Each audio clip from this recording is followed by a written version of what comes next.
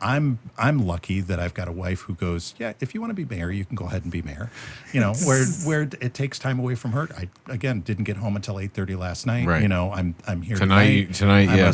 I was at planning commission on Tuesday night, so the last 3 nights in a row, Right. I'm not home. Yeah. You know, But, sometimes it's like, you do have those where, like, my wife worked second shift for a while and I worked first. Yep. So I would come home and she would leave. Yep.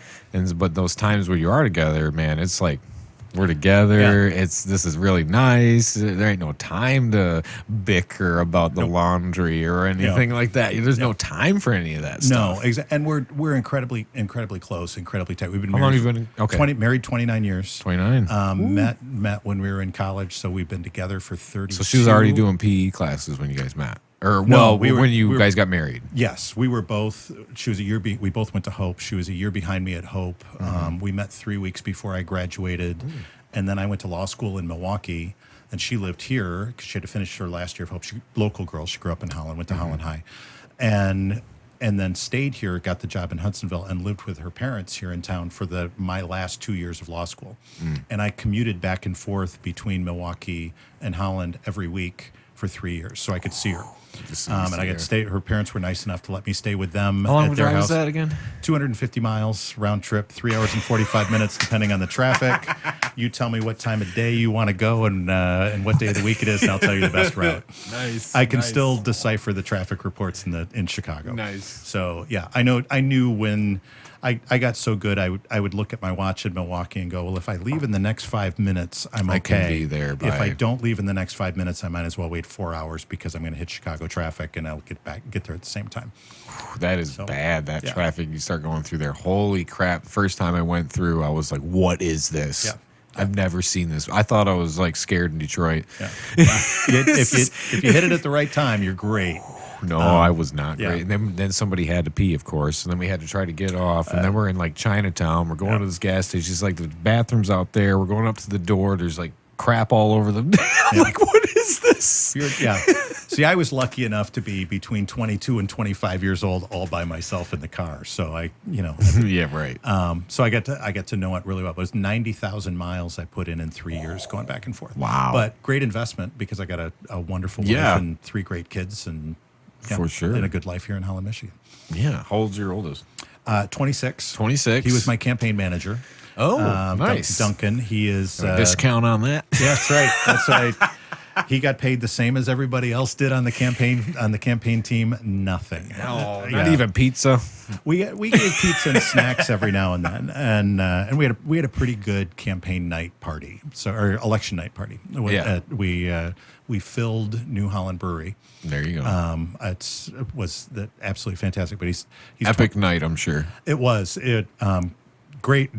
I was nervous as could be, and had been working all day, working the phones all day, and working social media. You're still doing your lawyer job that day, the day job that day? No, I did not do my you're day like, job. I'm taking this off. We shut the office down for that, and we had people on the phones making calls to get people to the polls, and I did all the social media, so I was doing social media posts and responding and trying to get people to vote, because again, we didn't think we were going to be able to pull this thing off, and we had rented New Holland. We'd rented the side room at New Holland, and actually we'd rented the upstairs, the balcony area. Yeah.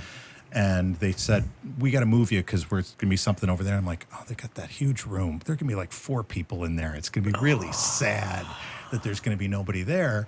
And polls hadn't closed yet, but we were kind of wrapping it up. And my wife said, I need to get down there to make sure that everything's set up right. And I said, I'll drop you off, but there's no way I'm hanging out there before the polls close. And so I went home, and I'm getting ready, and I said, I just need some time.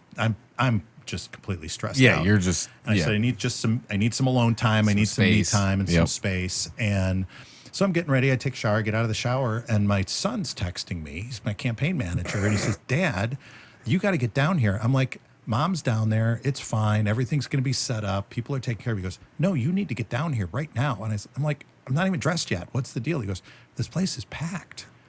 It's full. He said, you can't cram another person in here. I said, you're kidding me. And he goes, like, no. what? I'm like, I can't possibly be. And start putting on your clothes. So I'm getting dressed. And, where's my tie? And I'm getting my suit, my tie on, and Are you a tie or bow tie? Tie. Tie. I'm a tie guy. And so I pull in, and one of the great moments of the night for me was I got a bunch of buddies from high school from Mount Pleasant that we still get together, but they had all said to me, we get together a couple times a year, and they said to me, we're really sorry, dude. They all live like in the Detroit area in Mount Pleasant. And they said, we can't drive all that way on a Tuesday night. We'd love to be there for you, but we can't do it. And work, and it's too big of a deal. I'm like, I get it. I understand. And so I pull in and pull into the parking lot downtown, and I get a text message from one of my high school buddies, and it's a picture of him standing at the bar in Holland, Michigan. And I'm like, you're here? And they're like, oh yeah. They said, this is great. And so I walk in, and it literally is elbow to elbow filled at New Holland. And they had spilled over into the regular bar area from the restaurant area. And I looked and I said, it doesn't matter if I win or not. This is the coolest thing I've ever seen. This is so cool. Because it went from being, there's going to be like two people showing up at this sad little thing when I lose to all of these people. And again, we still didn't know what the results of the night were going to be. And as they started coming in, on the night of the election, I was standing actually being interviewed by the Holland Sentinel, and the reporter for the Sentinel looked at his phone and says that it just says here, you just declared victory. And I looked at him, I'm like, Arpan, I'm standing here talking to you. I haven't done anything. I haven't done anything. I said, we're not. And he goes, yeah. And it looks like Nancy DeBoer has said that she's lost. She's conceded. And I said, how's that possible? We've got a screen that's got the county website up, and they're not all in. Yeah. And I said, I have no idea, but I said, I'm going to tell you right now, I am not declaring victory on anything until the final results came in. And 2 minutes later, there was just this roar, and the reason why Nancy had conceded, and the reason why Nancy had conceded is the only ward that had not come in yet was the 3rd ward, which is the core city of Holland, and they had never won the 3rd ward.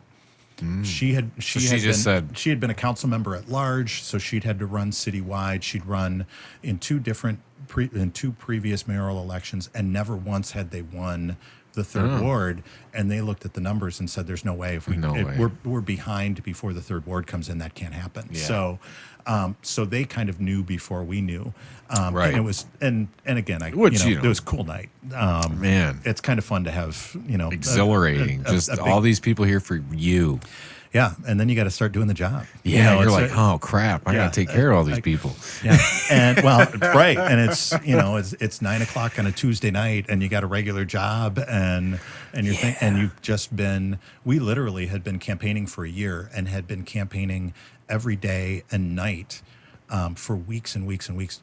Knocking on doors in the cold and in the rain, just to get flyers out to people. Yeah, because that's how you win elections, especially locally, is to get out in front of people. Right, and the next morning at 6 o'clock in the morning, I'm on Windmill Island doing a Facebook Live. Going, I just got elected, and by 9 a.m. I'm in a meeting with the city manager where he's getting me up to speed, and at 10 a.m. I'm on a TV interview with WZZM. And I'm thinking, I got to drive my daughter back to Michigan State yet at some point. Yeah, when am I going to be able to do that? Yeah, and we did. We kind of bailed, but I'm doing radio interviews on the way there. I'm like, my whole world has just changed in the matter of 20 minutes. So you're on the phone driving? I'm on the phone while I'm driving. My wife's listening to WHTC, where the only topic of conversation on the radio on Talk of the Town for the entire morning is the new mayor and how the community is going to change because there's a new mayor and the election. And I thought, oh my gosh, I went from being this guy that was kind of known a little bit in town to now the person who's got the responsibility for all of this and we're talking about what I can do and what I can't do. One of the things that I do have the ability to do is to be the face and the voice of the community. Right. And that's one of the things I love about it, but it's this thing of I've got to make sure that wherever I am and whatever I'm doing, I'm the face and the voice of the community. Right. And that's one of the reasons why too. I don't know if you noticed, I always wear something orange. Okay. I've always got orange with me because that was our campaign color. Yeah. It's nonpartisan. It's Dutch. It's tulip time. It's part of the City of Holland logo. It's part of Hope too. It's part of Hope College as well. And the genius idea that the candidate had a year before the election was there. I was walking around in October going, all the leaves are orange. Everybody's got orange pumpkins on their porch. I could have all of this subliminal campaigning going on if I picked orange. If I just picked orange. So now orange has become the mayor's color, and I wear orange wherever I go.